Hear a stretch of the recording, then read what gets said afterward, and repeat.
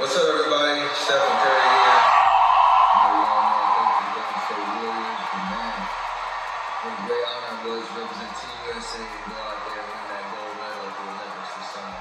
And that unity on and off the court reminded us all that together we can do all things and continue to inspire the world. That's why I believe that Kamala, as president, could bring that unity back and continue to move our country forward. This is about preserving hope and belief in our country, making sure families can be taken care of during their most precious times. I got to visit Kamala with my team in the White House last year. I can tell you one thing, I knew then and I definitely know now. The Oval Office suits her well. So in the words of Michelle Obama, do something. Go vote. Be active. Let's show out in November like never before. So you know how I talk about that triumvirate of black pastors, black media, black academia, and then you have the comedians, the celebrities, and the athletes. Today we're going to talk about the athletes, namely Steph Curry. So I'm here in Charlotte. So Steph Curry grew up here in Charlotte. And so we know about the history of Steph Curry. I know the high school he went to, Charlotte Christian. I know the church he went to, a church here in Charlotte, Central, used to be called Central Church of God. It was a Pentecostal church. It's a church that stands for biblical values. You've probably heard the pastor before, Livingston, when he was talking about the Trump Bible. So I know where Steph Curry comes from, but you have to understand something. There's a difference between a person that has biblical Christianity and these celebrity cultural Christians. Because when you are a biblical Christian, you have a biblical worldview. You see things through the word of God. But when you are a celebrity cultural Christian, you go wherever the culture leads you to keep that cash flow coming to you. And that's what's happened, unfortunately, with Steph Curry. Steph Curry has compromised to the point to where now he's out here endorsing Kamala Harris simply because of one issue. What about we made a surprise appearance at the DNC that I wanted to ask you about, endorsing Kamala Harris. I think we do have a clip of it, if we could just play.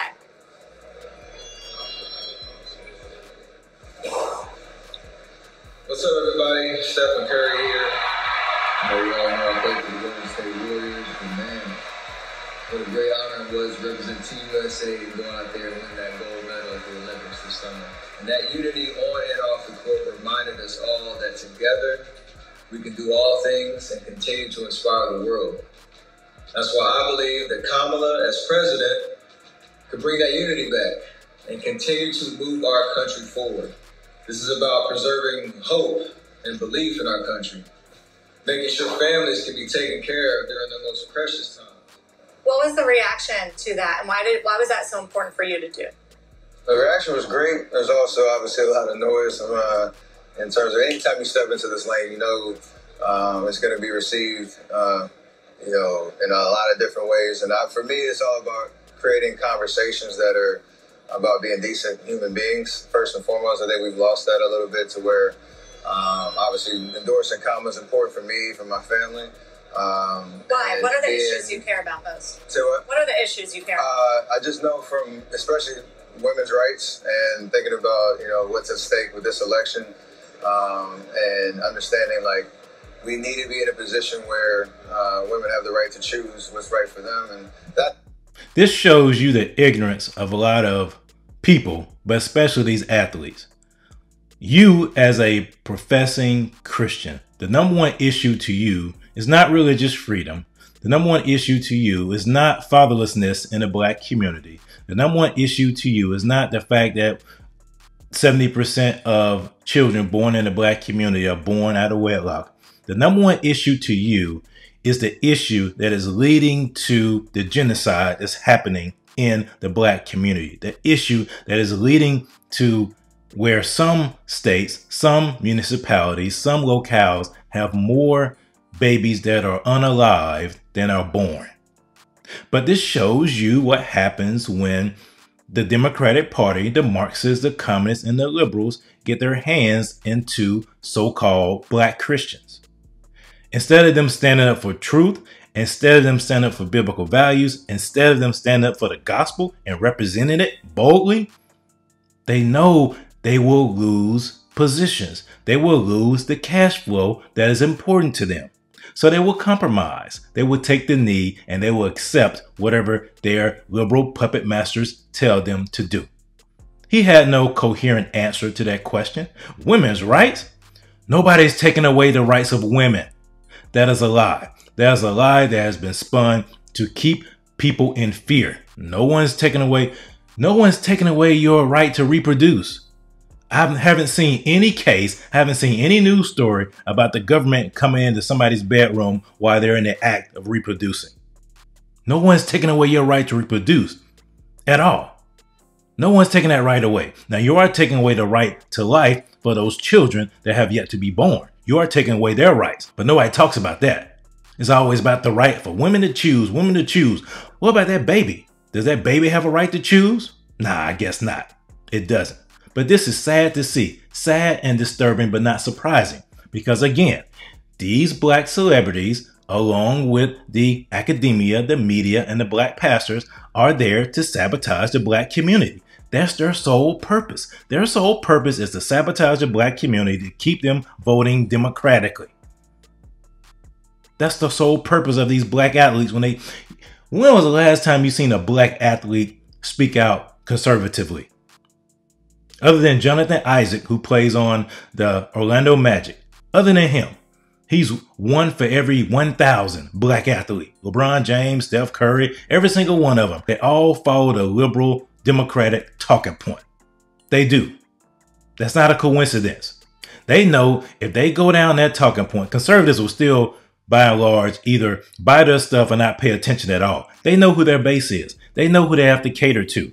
And for black Christian athletes, they know they have to cater to that racial idolatry that has been inserted into the black community to the point to where people value race, value their skin more than they do standing on the principles of God.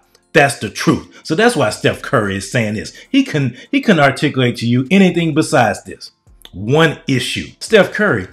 So just to really give you some history, back about 10 years ago, there was this bill that was passed in North Carolina called the bathroom bill. That's what the liberals called it. Essentially, it was to prevent men who thought of themselves as women from going into women's restrooms.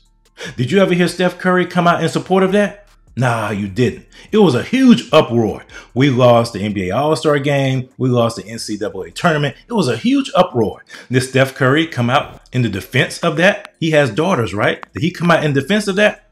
Nah, crickets. Crickets. So don't tell me you're a one-issue voter. No, you are told what to support and what to stand on by your white liberal puppet masters because they know they need the black community agitated and upset in order for them to be utilized as useful idiots. That's the sole reason. I call it 60 years as a slave. That's what's been going on. For the last 60 years, black folks have been voting for the Democratic Party and have nothing to show for it other than broken homes and broken communities. That's at the top of the list for me. I have amazing women in my life who, been a huge inspiration to me. But knowing Kamala and having been around her. And actually, if you look at Steph Curry's story, I think he was almost aborted. You can check me on that. Place that in the comments. I think he was almost aborted by his mom. And I understand she's qualified for this job. She's, I think, representing what it means to be a great leader and being a decent human being in terms of representing our country the right way. So it's an easy choice for me, but to be able to have be in a situation where you can be a part of the DNC, do a video like that, let people know where I feel like, but foster positive conversations, through it all. I think that's what our country needs. Is the conversation about the business plan regarding a move like that to agree to appear, is it a tough one? Were there folks trying to say, man, maybe that's not such a good idea? Even if there were conversations, like, you have to, again, that's what I believe is, what I want to do. Like he said, you follow kind of my lead. And I'm not worried about, I come with love and I come with, hopefully being educated on what I'm talking about in the whole deal. But just the fact that, you want to be able to leverage a platform in all the different ways that you can. To me, I'm gonna be as consistent as possible with that. And whether you agree with me or not, not everybody's supposed to have the same beliefs. Not everybody's supposed to see the world the same way, and that's fine. But it doesn't. I don't hesitate to do stuff like that. But you are a Christian, Steph. You're supposed to see the world through a biblical lens. You're supposed to.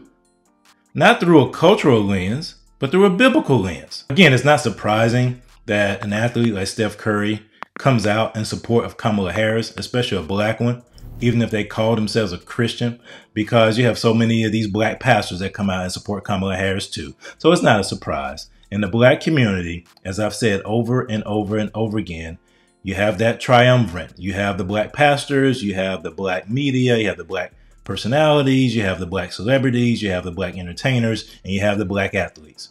Their sole purpose is to keep black people voting democratically. That's their sole purpose. They are there to keep black people in check. They are the black bougie elite. That's why they're there. That's why Malcolm X said your leaders are these entertainers like Lena Horne and Dick Gregory. They're there to keep you because they know these folks will say whatever the white liberal puppet masters want them to say. That's the truth behind it. And so it doesn't matter if this person professes to be a Christian or not. When it comes down to political things, they will be utilized by the Democratic Party to keep black people in their place, in a permanent place of victimhood. But we're not victims. We are empowered for greatness.